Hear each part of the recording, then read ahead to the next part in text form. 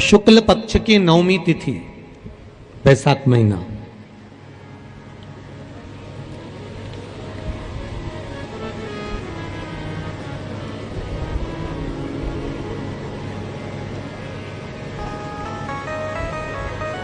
पीला चंदन घिसकर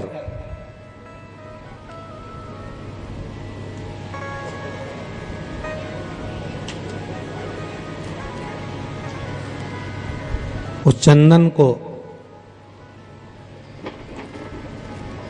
एक सुंदर पीपल का कोमल पत्ता, कोमल पत्ता मतलब एकदम, एक तो पीपल का होता है कड़ला पत्ता, एकदम कड़क हो जाता है, और एकदम होता है कोमल पत्ता।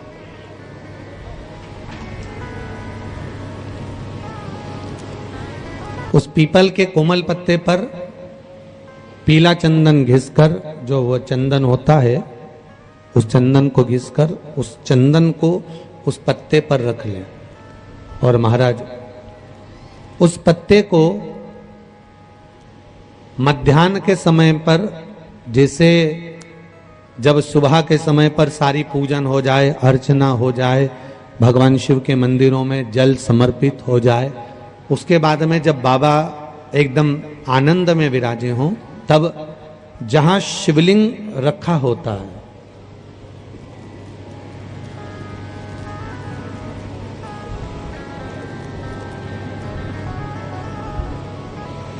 जैसे ये शिवलिंग है और ये कटी भाग जहां शिवलिंग रखा हुआ है, इस कटी भाग पर जहां शिवलिंग रखा है उसके पास में ही 3 उंगलियों से चंदन का लेपन उस कटी भाग पर करना है।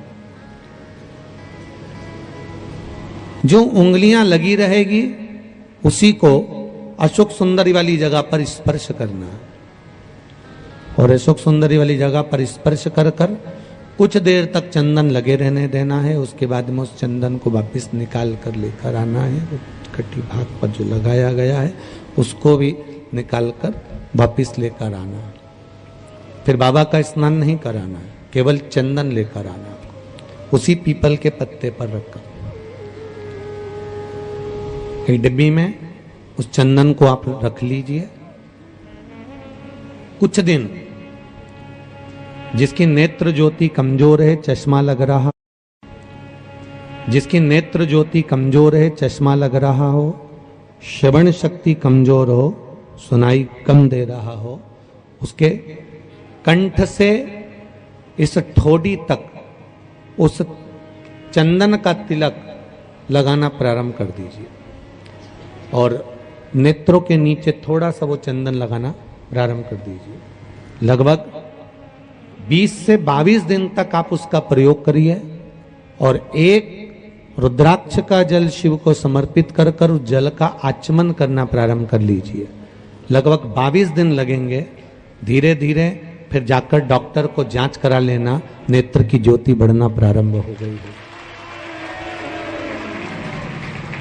पर विश्वास के साथ में, भरोसे के साथ में, क्योंकि सबसे मूल अगर कुछ है तो विश्वास मूल है।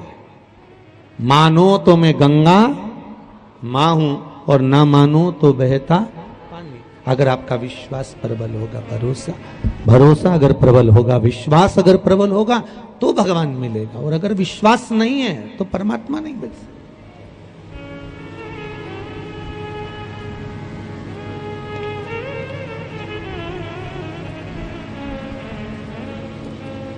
विश्वास के बल पर भगवान की प्राप्ति है।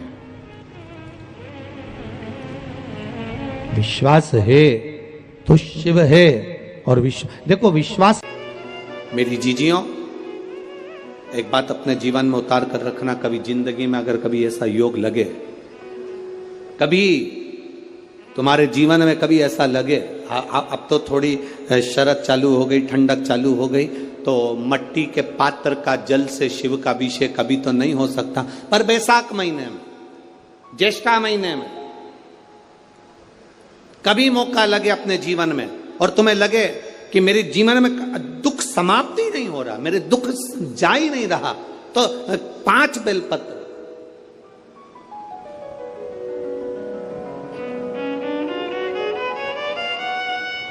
5 बेलपत्र।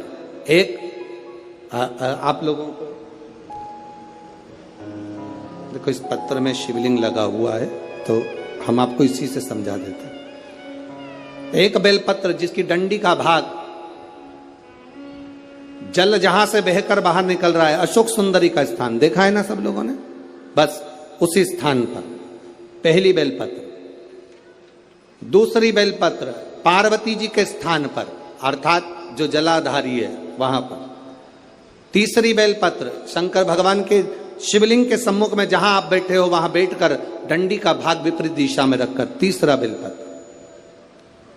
चौथा बेलपत्र भगवान शंकर का जल जहां से नीचे गिर रहा है उस ओर सीधी बेलपत्र नीचे की ओर। और पांचवी बेलपत्र शंकर भगवान के अशोक सुंदरी के स्थान को छुआकर नंदी के पास रखकर, जो घड़े में जल है अर्थात मट्टी के पात्र में जो तुम जल लेकर गई हो, उस पात्र के जल से शंकर का अभिषेक कर देना, शिव को वो जल समर्पित कर देना। जिंदगी में कैसा भी दुख हो वो कटता ही है, वो दुख रह नहीं सकता, ये निश्चितता।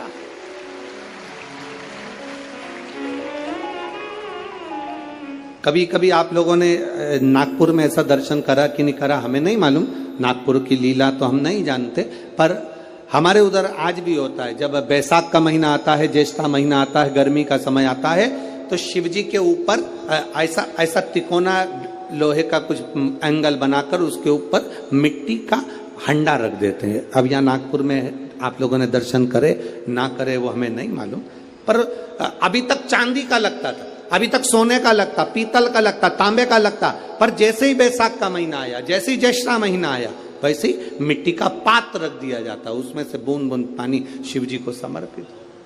करें दर्शन यहाँ पर, किसी ने करे यहाँ रखते हैं लोग, ठीक है। शिव तत्व की प्राप्ति के लिए भगवान देवादिदेव महादेव के आनंद सुख को प्राप्त करें।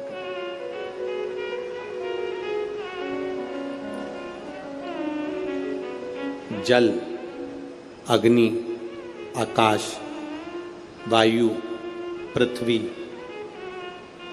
5 तत्व भगवान शंकर के ये 5 मुख है। इसलिए आरती में भी हम लोग कहते हैं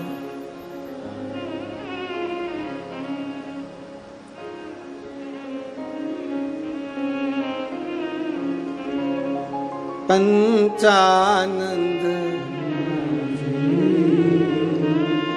भोले पंचानन राजी शासन गरुड़ासन हंसासन गरुड़ासन वृषवाहन साजे। ओम जय शिवा ओंकारा। 2 भुज 4 चतुर्भुज 10 भुज अति सोहे। भोले 10 भुज अति सोहे। अब 5 मुख पंचानंद शिव है। जल, वायु, आकाश, अग्नि, पृथ्वी, ये 5 तत्व शंकर के 5 मुख में विराजमान। 5 मुख। शिव की पंचायत में 5 देवता हैं। कितने देव हैं? 5। पहला देवादिदेव महादेव, दूसरा गणेश जी महाराज, तीसरा भगवान नारायण, चौथा सूर्य नारायण भगवान, और 5वां नंबर पर है मां दुर्गा भवानी अष्टभुजा धात्री मां देवी मां दुर्गा। ये 5 शिव पंचायत में 5 देवता। फिर से बोलिए, पंचायत में 5 देव कौन से होते हैं? पहला शिव जी, दूसरा गणेश जी, तीसरा भगवान विष्णु, चौथा भगवान सूर्य नारायण, और 5वें मां दुर्गा भवानी। ये 5 शंकर की पंचायत के देवता हैं। शिव पंचायत में ये 5 रहते हैं।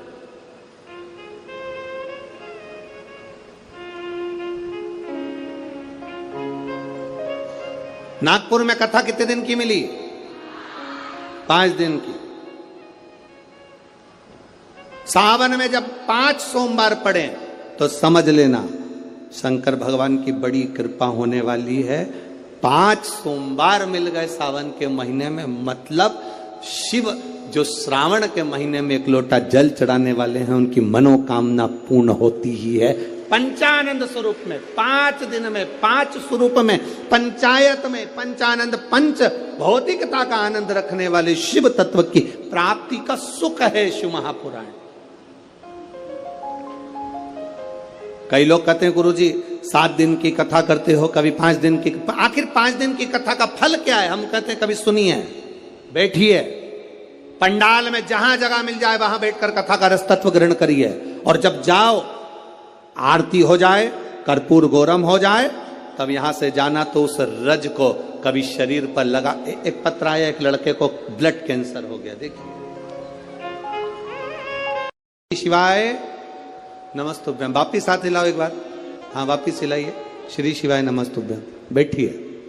हर हर शिव तत्व की प्राप्ति इसी को।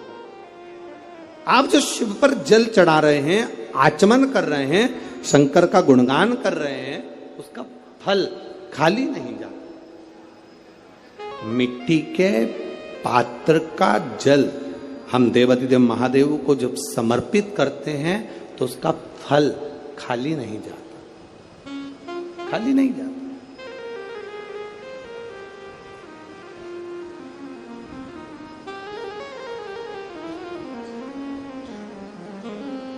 हरि शंभु शरणे पड़ी, मांगू घड़ी रे घड़ी, दुख काटो दया करीन दर